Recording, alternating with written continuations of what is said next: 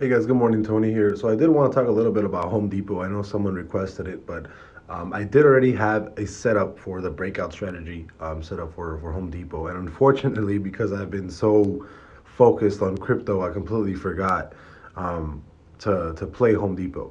I love doing the breakout strategy, especially big tech, Home Depot, bigger names like this because it tends to work like 99% of the time, right? That's why I love the breakout strategy. That's why I use it. And I think right now, I think Home Depot is going to be headed towards that $400 mark. But again, I already have it set up here, as you guys can see, right? Lows, just in case anybody wants to like recreate this. I'm on the weekly time frame on TradingView. Lows from March 1st to highs of May 10th. All you gotta do is hit the plus button on the bottom, hit the fib retracement, and then go from high and then go all the way down here to low, right? You have that setup right there. Um, but yeah, I do think I'm pretty bullish on Home Depot. I mean, regularly right now, I like to think that we are going to be headed towards 400 ish, 405, $6 right here, and I do think that if I were to have caught this last week, I would have more than likely played it, right? Because we did have that bullish candle break above relative highs. We closed above it, or not closed above it, but actually closed crossing relative highs, which is exactly what we're looking for, especially on a big name like Home Depot, where usually these kinds of plays hit very, very, very. It's very high of these plays actually working out, right? So if we would have actually bought from the top right there at 350, to TP1, you would have seen 10%, and then a TP2, 15, 16 roughly, and then TP3, you would have seen like a full 20% return, which I do think Home Depot has a very likelihood of hitting 426, possibly within the next month or so. I mean, usually when you have breaks like that, so right, let's say another example right here, right? Full break, relative high back on the break actually happened on July 13th, and you actually hit highs on August 24th. So about a month and a week after that relative high was broken. So I can fully expect 406 to roughly hit maybe, when did this go? October 11th. So November like 20, like November, like here. Yeah, probably late November. So I'd say maybe another month from now, like a full month away from now, possibly late November. But you would have gotten into this play, the week of October 11th, which would have been last week, actually, not this week, right? I still think Home Depot has a pretty strong. I mean, I still think right now is not a bad idea to get into Home Depot. I mean, you would still see somewhat of a rise towards 386, like a 6% rise to 387, 386.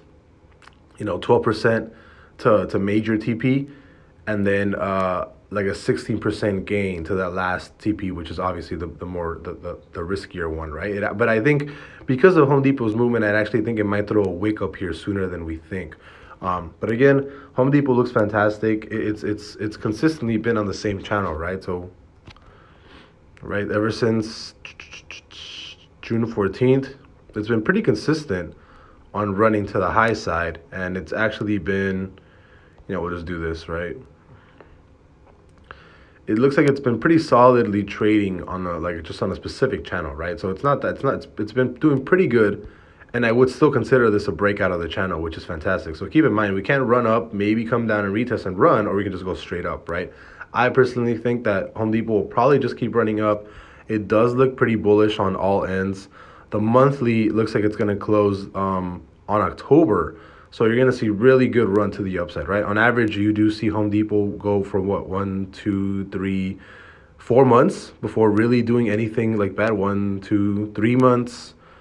Back here, 1, 2, 3, 4, 5, 6, 7, 8, 9 months for peak. Yeah, so I say this is just the beginning for Home Depot. I can easily see Home Depot running for the next 3 to 4 months to the upside on average, right?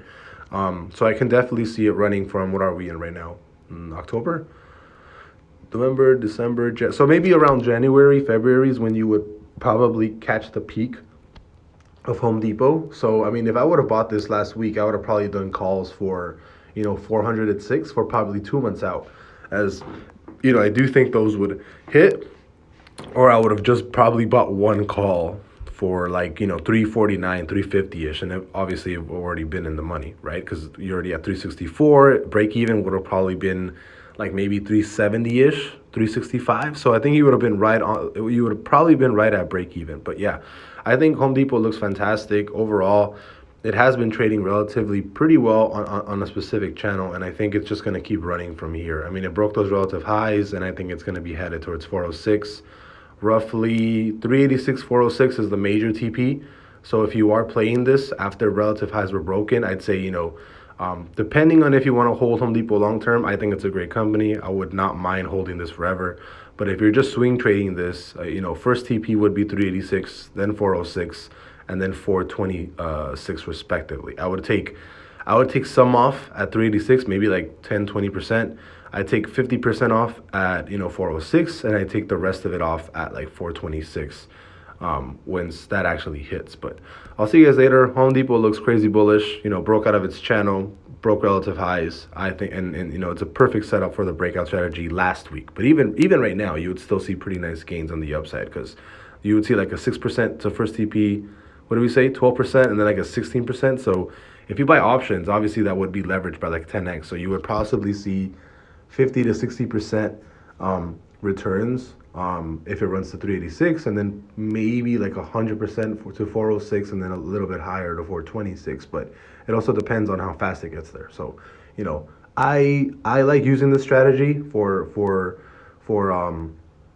gains, but mostly on shares because obviously I can invest a little bit more, right? So I don't mind putting in like 30, 40, 50K on a position like this and getting 10% and writing it to 406, right? And then I would just have like a stop loss somewhere right here, and I lose like a percent or two if it goes the other way. But I would not mind just buying shares of Home Depot and just possibly holding it for the long term. But if I had to take the route of swing trading, again, I would more than likely take profit here and cash out like a nice 4 or 5 grand profit in about a month or two. So I'll see you guys later. Home Depot looks really solid. Bye bye.